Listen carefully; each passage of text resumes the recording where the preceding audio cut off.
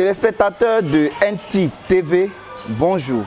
Dans le cadre de NT TV Reçoit, nous sommes aujourd'hui en présence de Dr Dean Kader, président de l'AJNV, Association Jeunesse Nouvelle Vision, et aussi président de l'ONG ASK, Action Servie Koumassi.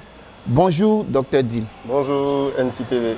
Nous sommes très heureux de vous recevoir sur notre plateau. Le plaisir est partagé. Merci. Dr Dean, qui êtes-vous en réalité? Dr Dean Kader est pharmacien de profession et je suis un passionné de développement communautaire et de justice sociale. Et pourquoi le choix de notre belle commune de Koumassi? Koumassi, parce que c'est ma maison, c'est ici que j'ai grandi et mon engagement envers cette communauté est motivé par le désir de contribuer à son épanouissement et à son développement. Je crois que j'ai toujours cru que la communauté a les capacités de pouvoir se transformer. Et je veux donc contribuer à cette transformation. Et qu'est-ce qui vous a motivé personnellement de vous engager dans le travail associatif à Koumassi?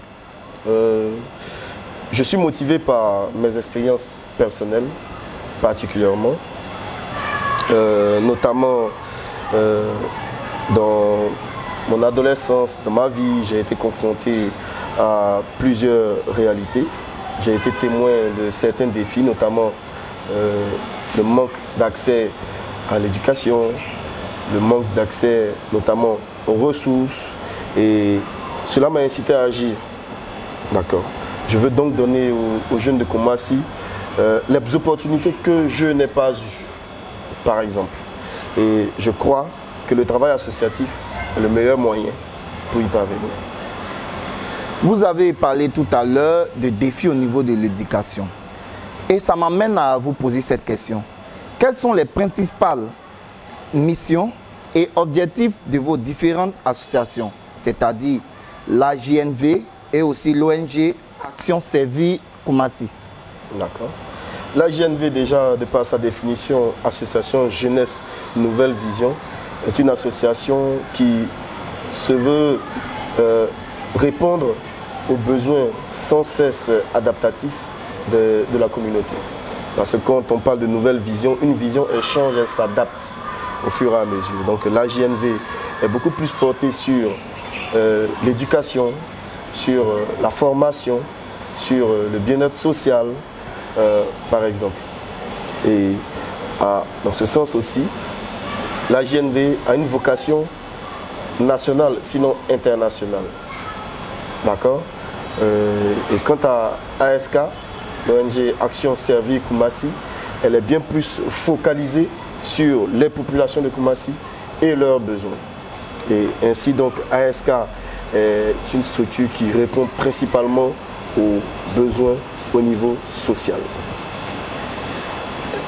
Pouvez-vous nous parler de quelques exemples concrets de projets ou d'initiatives que vous avez eu à lancer au sein de vos différentes structures associatives?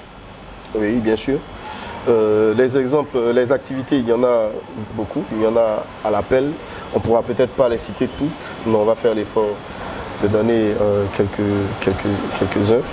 Au niveau de l'AJNV, par exemple, l'AJNV a entrepris d'organiser une activité qui a été dénommée Journée de la fraternité de Koumassi, qui tendait à réunir tous les jeunes de la population de la commune de Koumassi autour d'un tournoi unique pour parler de paix, de cohésion sociale, pour prévenir la violence électorale.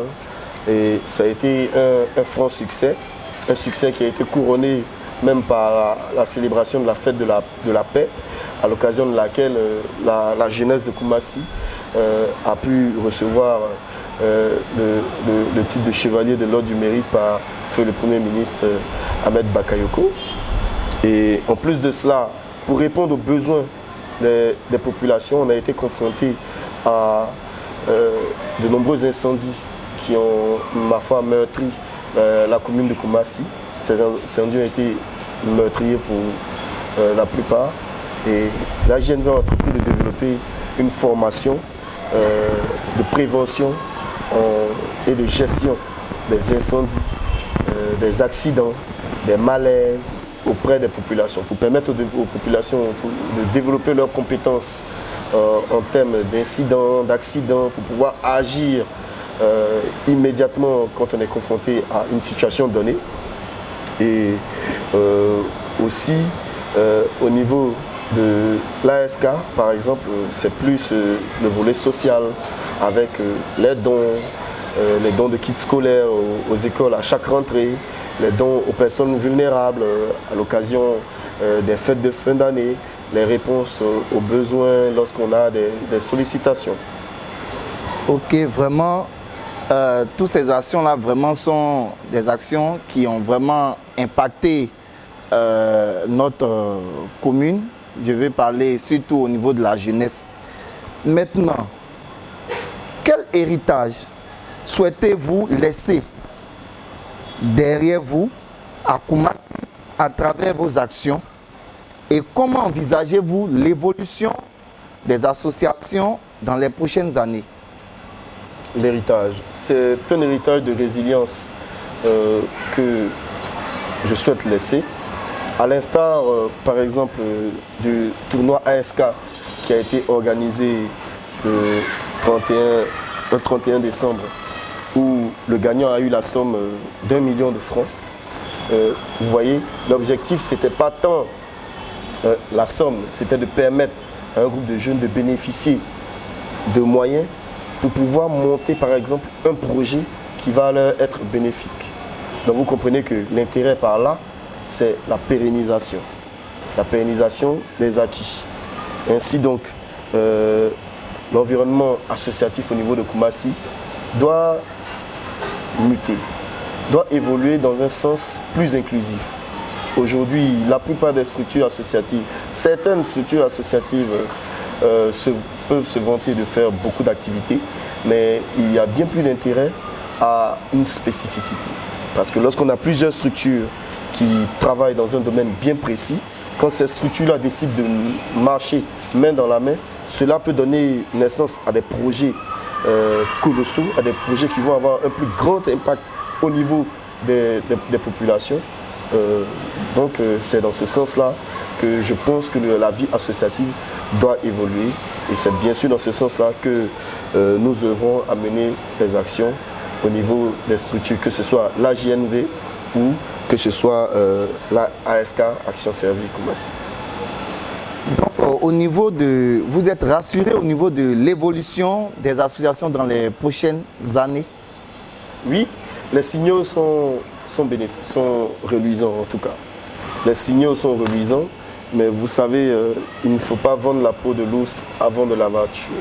Ça veut dire qu'il y a toujours des efforts à faire pour garantir que la dynamique qu'on veut impulser soit respectée.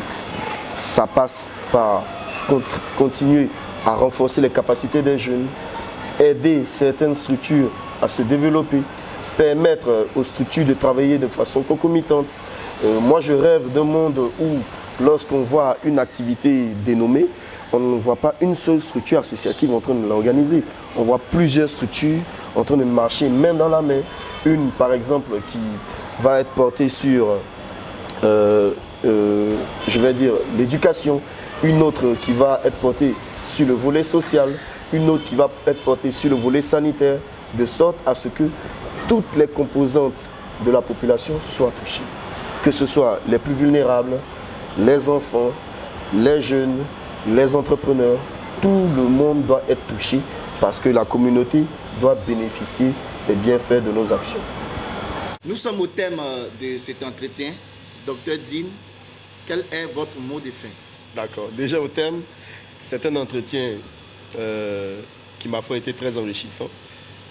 Le mot de fin que je peux donner, c'est d'inviter les populations à suivre NTTV, de vous féliciter pour le travail que vous abattez et surtout d'encourager toutes les personnes qui se sentent une âme d'acteur social à poser le premier pas. Parce que le développement de notre communauté passe par nous et c'est à nous de poser le premier pas pour le rendre effectif. NT TV reçoit aujourd'hui avec Dr Dean Kader. C'est terminé. Chers téléspectateurs, à la prochaine.